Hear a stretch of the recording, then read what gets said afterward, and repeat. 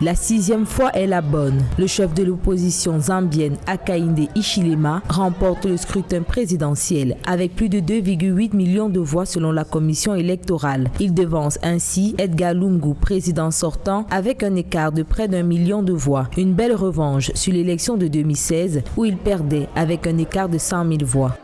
Le fait pour les partis de l'opposition de se fédérer autour d'un candidat a été un élément fort ayant favorisé son élection. Enfin, le pays traversait une crise socio-politique et économique et cela a suscité beaucoup de découragement de la part de nombreux électeurs du parti au pouvoir qui ont réagi par un vote sanction.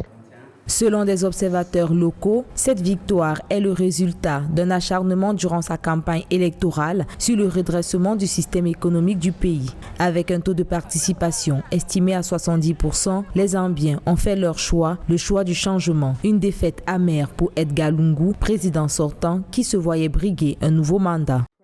Based on the revelation of the ECZ final results, À la lecture de ce résultat final, je me conforme à la clause constitutionnelle pour un transfert pacifique du pouvoir. Je voudrais féliciter mon frère, le président élu, son Excellence M. Hakainde Hichilema, désormais 7e président de la République de Zambie. C'est aussi l'occasion pour moi de féliciter tous ceux qui ont participé à cette élection.